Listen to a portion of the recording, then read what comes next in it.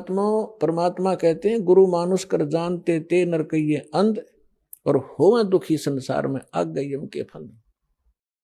परमात्मा आपकी ट्रायल लेता है कि ये थी इस दास के स्थान पर मैं होता तो ये सामने वाला मेरे साथ जैसा आज इसके साथ व्यवहार कर रहा है ऐसा ही मेरे साथ करता।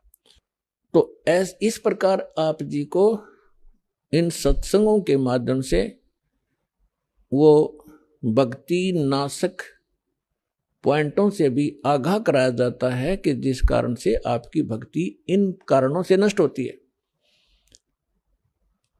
फिर भी उन्होंने बार बार प्रार्थना करने से शंकर भगवान ने कहा कि जो मेरे मुख से वचन निकल गया अब ये वापस नहीं हो सकता, इतना अवश्य कर दूंगा तेरे गुरु जी की प्रार्थना पर कि उस नरक के अंदर तुझे यम के दूत दुखी नहीं करेंगे, रहना पड़ेगा 1,00,000 वर्ष तक नरक में ही, उसको मैं बाहर नहीं कर सकता। अब यहां परमात्मा कहते हैं मासा घटे ना तिल बध है, विद ना लिखे जो लेख और सच्चा सतगुर मेट कर ऊपर मारते मेघ। तो ये भगवान केवल उतना ही कर सकते हैं, इससे वो कम और ज्यादा नहीं कर सकते। जो उनकी किसी भी तीन ताप के कारण या प्रारब्ध के कारण जो भी उनको सुख या दुख है उतना ही मिलेगा। अब जैसे किसी मंत्री का मित्र हो कोई, उसकी सजा हो जाती है तो वो मंत्री उस सजा से मुक्त नहीं करा सकता, उसको जेल में तो रहना पड़ेगा, लेकिन उस मंत्री के प्रभाव से वहां के जेलर और कर्मचारी उसको कष्ट कति नहीं देंगे, ये अंडरस्टूड है, लेकिन रहना पड़ेगा जेल में ही। इस प्रकार कागभूषण बता रहे हैं कि मैं ऐसा नालायक था कि उससे पहले के आज मुझे पिछली इतिहास नजर आता है, क्योंकि मैं भक्ति पर हूं।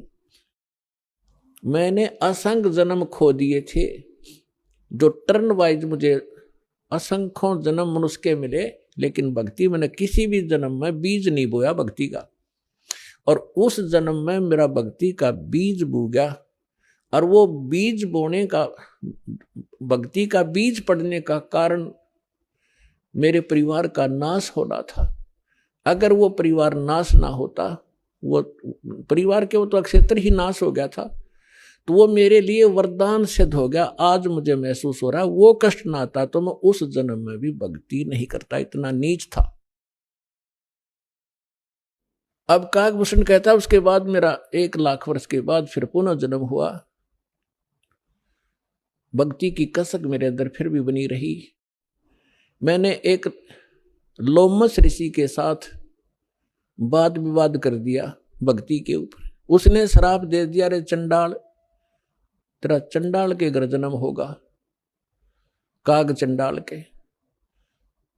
तो कहता है कि मेरे मन, जब गुरुजी ने मुझे ऐसा क्रोध से वचन बोला, मेरे को क्रोध नहीं हुआ, मैं समझ गया कि बात बिगड़ गई।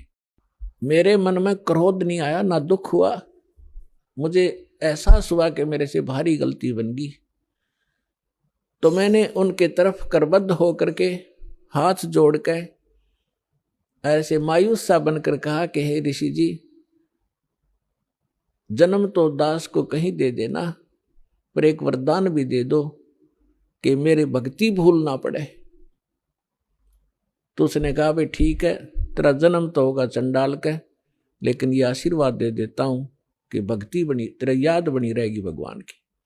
तो फिर काग चंड के घर ये जिसका जन्म हुआ, पूरा इतिहास बता रखा परमात्मा ने अपने सुख संवेद में।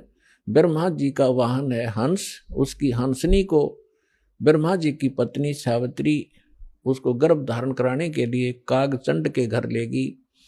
उनके संयोग से फिर कागभूषण का जन्म हुआ। ऊपर से मुंह काग का है, नीचे शरीर देवताओं जैसा है।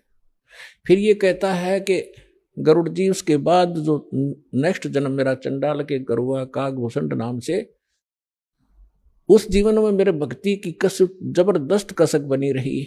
मैं घूम रहा था, भटक रहा था, गुरु भी बना रखे थे, ऋषियों के पास भी गया था और भक्ति भी कर रहा था। उसी दौरान मुझे एक जोगजीत नाम के महापुरुष मिले। उन्होंने मुझे सतलोक और सचखंड और बहुत आगे की जानकारी दी, और उन्होंने मुझे एक ऐसा मंत्र दे रखा है, उसका जाप करता हूं और मेरी बहुत लंबी उम्र उन्होंने बख्श दी है। तो पुण्यात्माओं, वो जोगजीत कौन थे? ये वो परमात्मा है कबीर साहब, हमारे परम पुरुष। ये भिन्न भिन्न रूप बना के भिन्न भिन्न नामों से यहाँ आते हैं और अच्छी आत्माओं को मिलते हैं, उनको भक्ति से युक्त करते हैं। तो जो प्रसंग चल रहा था कि जैसे आप पूर्व जन्म के पुण्यकर्मी प्राणी हो, उनको मनुष्य जीवन मिला है, तो वो आज भी भक्ति की कसक आप में विद्यमान है, आप भटक रहे हो।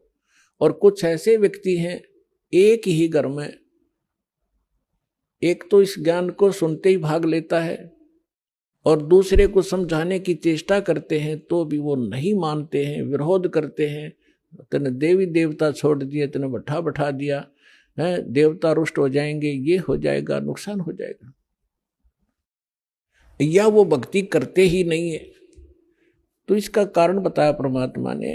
कबीर साहब कहते हैं, सठ दल दोनों दीन का, दिल में दोष न धार, सतगुरु का कोई एक है, यू काल का सब संसार।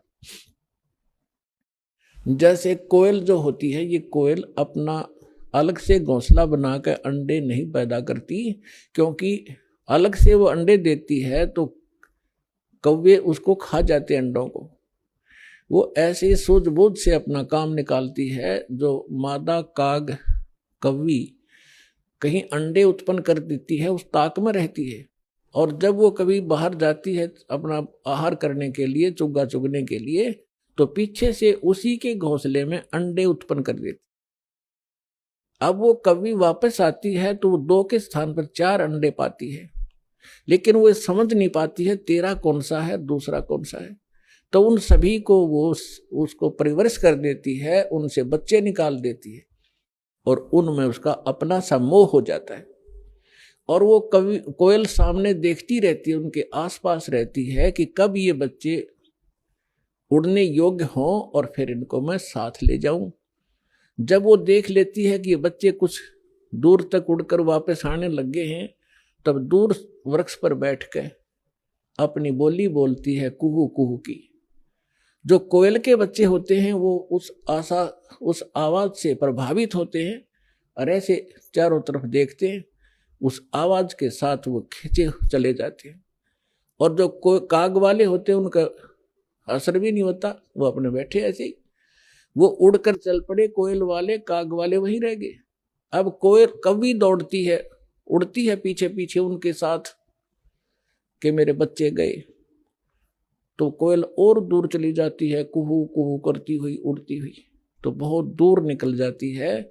कभी वापस आ जाती है कि कहीं पीछे ये बच्चे तो गए सो गए, कहीं पीछे वालों को हानि ना हो जाए, उनको छोड़कर वह वापस आ जाती है। तो कोयल वाले बच्चे अपनी माँ की बोली पहचान कर उसके साथ चले जाते हैं और काग वाले वहीं रह जाते हैं। घर घर के अंदर आज ऐसी स्थिति हो चुकी है।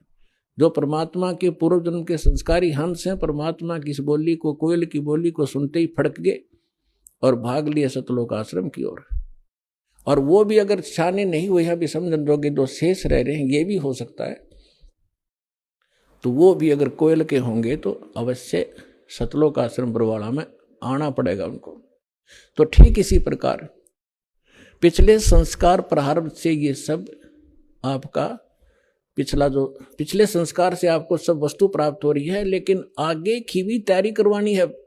जैसे कागभूषण का पिछला संस्कार नहीं था, ऐसा रीजन बन गया और उसके ऊपर इतना सत्संग की बौछार होगी, ना चाहते हुए भी उसने वहां रहना था। रोज ऋषि ने संत ने सत्संग करना था, उसका असर हो गया। अब जैसे किसी को सर्प डस जाता है और पहले मंत्रों से यंत्र ये सब जतन हुआ करते थे, गारुड़ एक मंत्र सिद्ध कर लेता है वेद का, और उस मंत्र से फिर वो विष उतारता है। तो उस जिसको सर्प ने डसा हुआ है वो अचेत पड़ा है, ना उस मंत्र की लैंग्वेज समझता है, ना आवाज सुन रहा है, लेकिन वो मंत्र फिर भी उसके ऊपर असर करके विष रहित कर देता है और वो सचेत हो जाता है। ठीक इसी प्रकार आज परमात्मा ने यही तरीका बनाया है। ऐसे साधन बना दिए, चिप बनवा दी, वीडियो ये DVD बनवा दी, सुबह दोपहर शाम की आरती कंपलसरी करनी पड़ेगी। अब घर के अंदर जो सदस्य नहीं भी नाम लेना चाहते, और ना सुनना चाहते हो, घर से बाहर कहाँ जाएंगे। आप अपनी आरती भी कर रहे हो, आप अपना मंत्र जाप भी कर रहे हो, आप परमात्मा की वाणी सत्संग भी चला देते हो देर सवेर, तो उनके ऊपर उस कागभूषण की तरह एक दिन असर होगा, और वो भी या राम नाम की कलम उनका भी चढ़ेगी एक दिन, और उन